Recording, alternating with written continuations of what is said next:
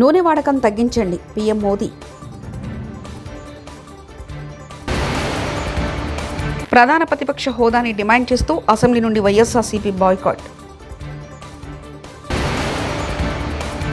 జనసేన కంటే ఒక్క సీట్ ఎక్కువ వచ్చినా వైకాపాకు ఆ హోదా దక్కేది పవన్. సీఎంపై కేటీఆర్ విమర్శలు సరికాదు, మంత్రి కోమటిరెడ్డి వెంకటరెడ్డి. ప్రపంచవ్యాప్తంగా ఆందోళన కలిగిస్తున్న ఉబకాయం సమస్య నివారణకు ప్రధాని మోదీ ఓ చిట్కా చెప్పారు. ఆహారంలో నూనె వినియోగాన్ని తగ్గించాలని సూచించారు. ప్రతి నెల చివరి ఆదివారం ఆకాశవాణిలో ప్రసారమయ్యే మన్ కీ బాత్ కార్యక్రమంలో భాగంగా ఈ ఆదివారం 119వ సంచికలో ఆయన ప్రసంగించారు. ఉబకాయంపై క్రీడాకారులు boxer Nikhat Zareen, javelin thrower Neeraj Chopra పంపిన సందేశాలను వినిపించి వారిని అభినందించారు. జాతీయ మహిళా దినోత్సవాన్ని పురస్కరించుకొని తన సోషల్ మీడియా ఖాతాల బాధ్యతలను దేశంలోని స్ఫూర్తిదాయక మహిళలకు అప్పగిస్తానని ప్రకటించారు. ఉబకాయంపై ప్రధాని మాట్లాడుతూ 10% నూనె వాడకం తగ్గించండి, ఈ విషయం 10 మందికి చెప్పండి, ఆ 10 మంది ఇంకో 10 మందికి సవాల్ విసిరాలి. ఒలింపిక్ స్వర్ణ విజేత నీరజ్ చోప్రా మాదిరిగా ఆరోగ్య సంరక్షణకు ఆహార నియమావళి పాటించాలంటూ ఆయన సూచనలు చేశారు. ప్రతిపక్ష హోదా అడిగితే ఇచ్చేది కాదని, ప్రజలు ఇస్తేనే వస్తుందంటూ AP deputy CM Pavan Kalyan అన్నారు. అత్యధిక మెజార్టీతో 2వ స్థానంలో ఉన్న పార్టీకి ప్రతిపక్ష హోదా ఇస్తారన్నారు. ఈ విషయంలో వైకాపా సభ్యులు హుందాగా ప్రవర్తించాలని హితవు పలికారు. అసెంబ్లీ సమావేశాల సందర్భంగా మీడియా పాయింట్ వద్ద పవన్ మాట్లాడారు. వారి సభ్యులు చాలా హుందాగా గవర్నర్ గారు ప్రభుత్వం తరఫున ఆయన సందేశాన్ని తీసుకెళ్తున్నప్పుడు వారు చేసింది ఏమాత్రం సబబుగా లేదు.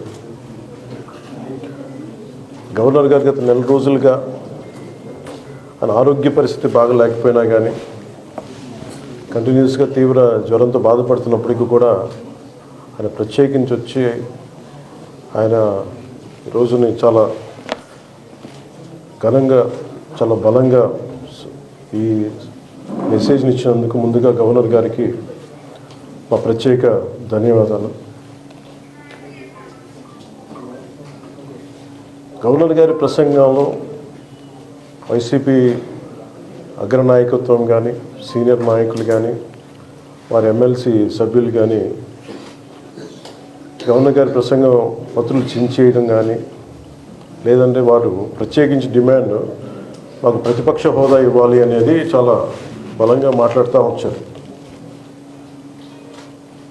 ఇది అడిగితే వచ్చేది కాదు, అది ప్రజలు ఇస్తేనే వస్తుంది.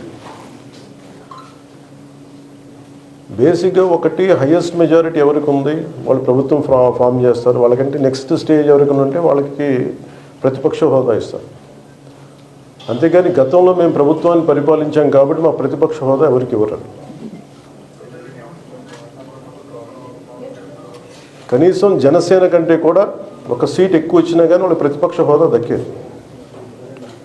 ఈ రోజున ప్రభుత్వంలో సెకండ్ లార్జెస్ట్ పార్టీ జనసేన. దాన్ని ప్రజల దృష్టికి తీసుకొద్దాం. వైసీపీ నాయకులు వాళ్ళు చేస్తున్న మాకు ప్రతిపక్ష హోదా ఇస్తే తప్ప మేము అసెంబ్లీలో అడుగు పెట్టాం, లేదంటే ప్రసంగాల్లో అడ్డుకుంటాం. ఇది సరైన మెసేజ్ బయటికి అందదు. ఇది సరైన విధానం కూడా కాదు. ఇది ప్రజలందరికీ తెలియజేయాలనుకున్నాం. ఇది ప్రతిపక్ష హోదా ఏ పరిస్థితిలో వస్తుందంటే మీకు రూలింగ్ పార్టీ కంటే కూడా అత్యధికంగా ఇంకొక సీట్లు వాళ్ళకంటే మీరు వస్తే దాని తర్వాత స్థానం మీకు వస్తే ఖచ్చితంగా ప్రతిపక్ష హోదా వాళ్ళకే ఉంటుంది. 21 సీట్లు ఉన్న జనసేన, 11 సీట్లు ఉన్న వైసీపీకి ప్రతిపక్ష హోదా ఎలా వస్తుంది? మహాశివరాత్రి పర్వదినాన్ని పురస్కరించుకొని అనకాపల్లి జిల్లా నక్కపల్లి మండలం చిన్నదొడ్డిగల్లుకు చెందిన సూక్ష్మ కళాకారుడు డాక్టర్ గట్టెం వెంకటేష్ పెన్సిల్ మొనపై మహాశివుని రూపాన్ని అద్భుతంగా మలిచారు. దాదాపుగా 10 ఏళ్లుగా ఆయన సూక్ష్మ కళాకారుడిగా రాణిస్తున్నారు. ఈ క్రమంలో వందల సంఖ్యలో సుందరమైన ఆకృతులను వివిధ వస్తువులపై మలిచారు. తాజాగా 10 గంటల పాటు శ్రమించి పెన్సిల్ మొనపై 8 మిల్లీమీటర్ల వెడల్పు, 18 మిల్లీమీటర్ల పొడవుతో మహాశివుడు శివతాండవ రూపాన్ని తీర్చిదిద్దారు. పరమేశ్వరుని సూక్ష్మ కళాఖండం విశేషంగా ఆకట్టుకుంటుంది.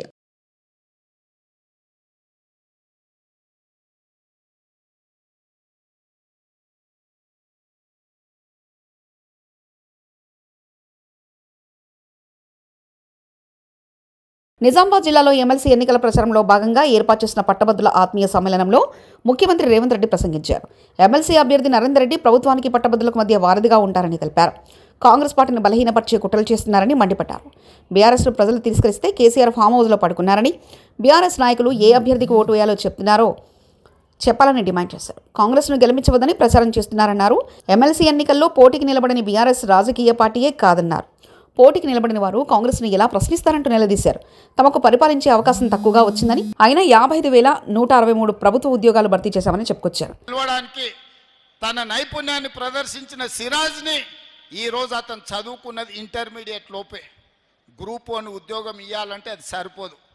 ప్రభుత్వం అన్ని మినహాయింపులు ఇచ్చి ఈరోజు సిరాజ్ని గ్రూప్ 1 ఆఫీసర్గా, ఒక డిఎస్పీ క్యాడర్ ఆఫీసర్గా ఈరోజు ఉద్యోగం ఇచ్చి క్రీడల్లో రాణించిన నిరుద్యోగ యువకులకు మీరు క్రీడలలో రాణిస్తే కూడా మిమ్మల్ని ప్రభుత్వం ఆదుకుంటుందని సిరాజ్కి ఈరోజు డిఎస్పీ క్యాడర్ ఉద్యోగం ఇచ్చింది నిజమైతే మీరు ఎస్ఎల్బీసీ టన్నెల్లో చిక్కుకున్న 8 మందిని సురక్షితంగా బయటకు తీసేందుకు ప్రభుత్వం తీవ్రంగా ప్రయత్నిస్తుందంటూ మంత్రి కోమటిరెడ్డి వెంకటరెడ్డి తెలిపారు.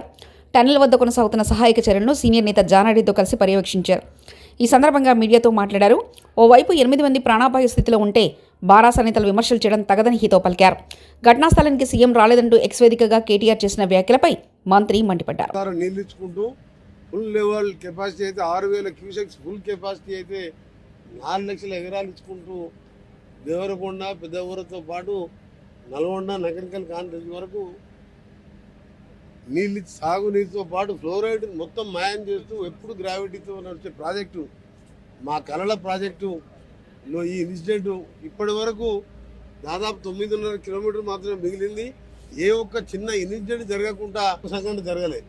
అని ఇంత పెద్ద సంఘటన ఒకటేసారి జరగగానే నిజంగా కూడా అందరం కూడా బాధపడుతూ మాది ఒకటే కోరిక, మాది ఒకటే, మేము దేవుని ప్రార్థించేది ఒకటే, ఫస్ట్ మా కోసం మా ప్రాజెక్టుని కష్టపడటానికి 1000 కిలోమీటర్ల కుటుంబాలను వదిలిపెట్టి అస్సాం, జార్ఖండ్, మధ్యప్రదేశ్, ఉత్తరప్రదేశ్కి వెళ్ళి వచ్చి చిక్కిపోయిన 8 మంది వాళ్ళని ఏ విధంగా ప్రాణాలతో బయటికి తీసుకురావాలనే ఈరోజు మా గౌరవ ముఖ్యమంత్రి రేవంత్ రెడ్డి గారు కానివ్వండి, ఇరిగేషన్ మినిస్టర్ ఉత్తమ్ కుమార్ రెడ్డి గారు, జూపల్లి కృష్ణారావు గారు, అలాగే పెద్దలు జానారెడ్డి గారు కూడా రోజు పర్యవేక్షిస్తూ ఈరోజు స్వయంగా ఇక్కడ తెలుసుకొని కొన్ని సలహాలు ఇవ్వడానికి వారు రావడం, ఇక్కడ స్థానిక ఎమ్మెల్యే మా వంశీకృష్ణ కానీ, బాలునాయక్ కానీ, జయవీర్ కానీ, నేను ఈరోజు స్వయంగా రావడం, మధ్యలో 2 డేస్ నేను లేకపోవడంతో రోజు ఫోన్లో గంట మాట్లాడుతూ, కానీ ఆ 8 మందిని ప్రాణాలతో తిరిగి రావాలనే ఆ శ్రీశైల మల్లారెడ్డి కూడా ప్రార్థిస్తున్నాం అని ఎక్కడో కూడా మాకు ఆశ ఉన్నది. అందుకని ఇలా ఎన్డీఆర్ఎఫ్, ఆర్మీ, ఎస్డీఆర్ఎఫ్, సింగరేణి, ఇంకా ఆర్మీ వాళ్ళు కొత్త మిషనరీ కూడా ఢిల్లీకి వెళ్ళి తెప్పిస్తున్నా అని చెప్పి వాళ్ళు మన తెలంగాణ ఇన్ఛార్జ్ ఆర్మీ ఆఫీసర్ కూడా చెప్పడం జరిగింది. మేము ఒకటే కోరుకుంటున్నాం, తప్పకుండా వీళ్ళు ఇప్పుడు కూడా రెస్క్యూ టీం లోపల ఒకటి ఉన్నది. దేశ విదేశాలలో ఇలాంటి సంఘటనలు జరిగినప్పుడు దీన్ని పరిష్కారం చూపిన వాళ్ళందరినీ కూడా ఇక్కడ పిలిపించినాం. అందుకని మేము రాజకీయాలను వాళ్ళని విమర్శించినా వాళ్ళ విజ్ఞతకే వదిలిపెడుతున్నాం. ముఖ్యమంత్రి గారు ఎందుకు రాలేదు, వారు ఎందుకు రాలంటే 3 మినిస్టర్లము, క్యాబినెట్, ఎమ్మెల్యేలము, ఇంతమంది టెక్నాలజీ వచ్చి ముఖ్యమంత్రి గారు వచ్చాయి. ఇక్కడ సెక్యూరిటీ పరంగా కానీ ఈ వర్క్స్కి ఇబ్బంది కలగొద్దని వారు రాలే. దాని మాత్రాన ఇవాళ కేటీఆర్ ఎటు కూడా ట్విట్టర్ దొరికిందని చెప్పి ఇది మంచి పద్ధతి కాదు. కేటీఆర్ నువ్వు కొంచెం సంస్కారం నేర్చుకోను. నీ రాజన్న సిరిసిల్లాలో పోయిన 3 ఏళ్ల కింద కాళేశ్వరం కడుతున్నప్పుడు 7 మట్టి జల సమాధి. ఏపీ అసెంబ్లీ బడ్జెట్ సమావేశాలు సోమవారం ఉదయం ప్రారంభమయ్యాయి. ఉభయ సభలను ఉద్దేశించి గవర్నర్ అబ్దుల్ నజీర్ ప్రసంగించారు. ఎన్నికల్లో ప్రజలు తమ ప్రభుత్వాన్ని తిరుగులేని మెజార్టీ ఇచ్చారని, ప్రజల కోరిక మేరకే కూటమి ప్రభుత్వం ఏర్పాటైందన్నారు. గత 5 ఏళ్లలో రాష్ట్రం అనేక ఇబ్బందులకు గురైందని తెలిపారు. వైసీపీ ప్రభుత్వ పాలనలో రాష్ట్రం ఎంతో నష్టపోయిందన్నారు. సూపర్ 6 పథకాల ద్వారా ప్రజలకు మేలు చేస్తున్నామని గవర్నర్ చెప్పుకొచ్చారు. అధికారంలోకి వచ్చిన వెంటనే ల్యాండ్ టైటిలింగ్ యాక్ట్ రద్దు చేశామని, అన్నా క్యాంటీన్లు తెచ్చి పేద ప్రజల ఆకలి తీరుస్తున్నామని అన్నారు. కూటమి ప్రభుత్వం వచ్చాక రాష్ట్రాన్ని గాడిలో పెడుతున్నామని అన్నారు. The other falters. Andhra Pradesh is committed to striking this balance, ensuring that economic progress and social welfare are intertwined. This approach is not just about building roads or industries. It is about building lives. It is about creating a society where everyone from farmers to students, women to marginalized communities can thrive.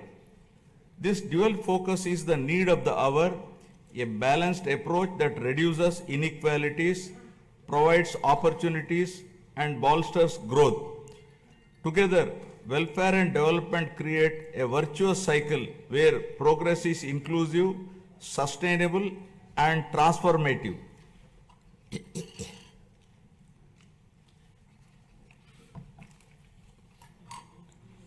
The Honorable Chief Minister was the pioneer in empowering women through self-help groups in India. As early as in 1995, self-help groups were made a pivotal role of the state's economic activity by encouraging entrepreneurship, becoming a role model and proof of concept for the entire country. SHGs are transforming the lives of millions of women and their families. The growth of SHG bank linkage in state of Andhra Pradesh is phenomenal. AP stood at first position in the country with 30% of the national share and with 99.66% recovery under SHG bank linkage program. వంశీకి 3 రోజుల custody. మాజీ MLA Vallabhaneni వంశీని 3 రోజుల కస్టడీకి Vijayawada SC/ST special court అనుమతిచ్చింది.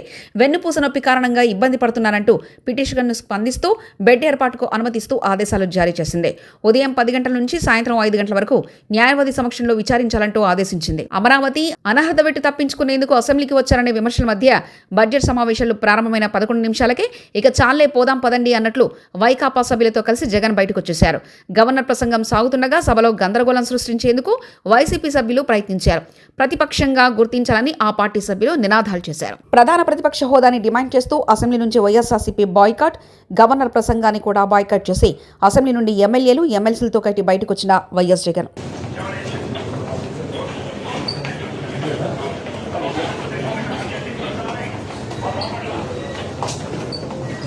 YSRCP కేంద్ర కార్యాలయంలో ఎమ్మెల్యేలు, ఎమ్మెల్సీలతో party అధ్యక్షులు శ్రీ వైఎస్ జగన్ సమావేశం.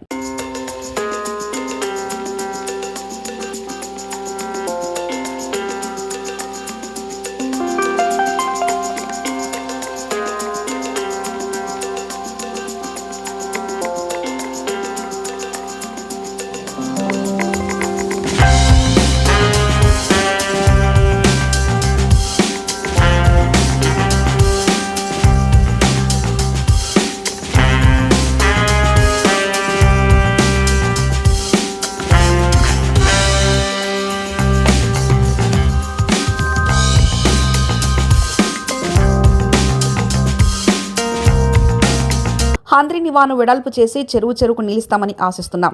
హెచ్ఎల్సీ ఆధునీకరణ చేయమని కోరాం. పేదలందరినీ మూలకు నెట్టి డబ్బున్న వాళ్ళకు మాత్రమే పనిచేసే లక్షణం ఉన్న పార్టీలను కలిసి ఎన్డీఏ కూటమిగా ఉన్నాయి. డబుల్ ఇంజిన్ ప్రభుత్వం అనే ఎన్డీఏ ప్రభుత్వం డబుల్ మోటార్లు వేసి ఢిల్లీ నుంచి ఎన్ని నిధులు రాష్ట్రానికి తెచ్చారో చెప్పాలి. అప్పులు తెచ్చుకొని ఇల్లు కట్టినట్లు అమరావతిని కడుతున్నారు. ఆ అప్పులు మిగిలిన రాయలసీమ, ఉత్తరాంధ్ర కట్టాలా? 30,000 కోట్లు స్టీల్ ప్లాంట్కి అప్పు ఉంది. కేంద్రం ఇచ్చే 14,000 కోట్లలో 11,000 కోట్లు అప్పులు కడతామంటుంది. ఇక స్టీల్ ప్లాంట్కి ఏమిచ్చినట్లంటూ సాకి శైలజనాథ్ వైఎస్ఆర్సీపీ నేత వ్యాఖ్యానించారు. ఆత్మకూరు మండలంలో ఒక్కసారి శంకుస్థాపన చేశారు బాబు గారు, గుర్తెచ్చుకోండి మీరు. ఆఖరికి దాన్ని 50 టీఎంసీలు చేసాము ఆ రోజున. రాజశేఖర రెడ్డి గారి యొక్క ఆలోచనతోనూ, వెంకటరామరెడ్డి గారు, ఇట్లా ఆ రోజున్న మంత్రులందరూ కూడా ఆఖరికి రగన్న, దివాకర్, ఇట్లా పెద్దలంతా ఆ రోజు ఈ రాష్ట్రం గురించి ఆలోచించి, జిల్లా గురించి ఆలోచించారు. ఈరోజు మీరు ఆలోచించమని మీ అధినాయకుని ఒప్పించి హంద్రి నీవా వెడల్పు చేసి అనంతపురం జిల్లాలో ఉన్న అన్ని చెరువులకు నీళ్లు వచ్చే విధంగా నిధుల్ని విడుదల చేయమని కోరుతా ఉన్నాం.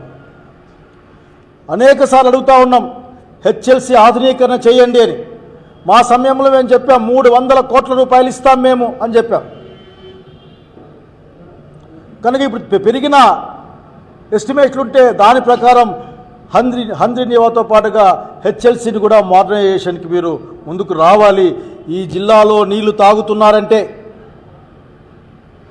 బాగా గుర్తెచ్చుకుంటా ఉన్నా నేను. ఈ జిల్లాలో అనంతపురం, ధర్మవరం, అట్లాగే ఉరవకొండ, ఈ ప్రాంతాలు మొత్తం నీళ్ళు తాగే పరిస్థితి అంటే చివరికి ఎక్కడి వరకు, మడకసిర వరకు కూడా అది హెచ్ఎల్సీ నీళ్లు తప్ప ఇంకోటి కాదన సంగతి గుర్తు చేస్తూ ఉన్నాం.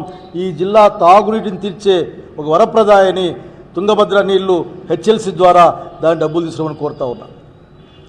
అలాగే అనేకం పెండింగ్ ఉన్నాయి. ఇక్కడ బిల్డింగ్లు కట్టాలి, మధ్యలో ఆగిపోయి ఉన్నాయి. మీ దయ, మీరన్నీ ఆపేశారు. చాలా చక్కగా మాట్లాడుతారు, అది ఆపే మీద ఎవరు ఆపన్నారు మిమ్మల్ని? ప్రభుత్వాలు కంటిన్యూస్గా నడుస్తాయని ఆలోచనే కదా నీ ప్రభుత్వం, నా ప్రభుత్వం నూనె వాడకం తగ్గించండి పీఎం మోదీ. ప్రధాన ప్రతిపక్ష హోదాని డిమాండ్ చేస్తూ అసెంబ్లీ నుండి వైఎస్ఆర్సీపీ బాయ్కాట్. జనసేన కంటే ఒక్క సీట్ ఎక్కువ వచ్చిన వైకాపాకు ఆ హోదా దక్కేది పవన్. సీఎంపై కేటీఆర్ విమర్శలు సరికాదు, మంత్రి కోమటిరెడ్డి వెంకటరెడ్డి.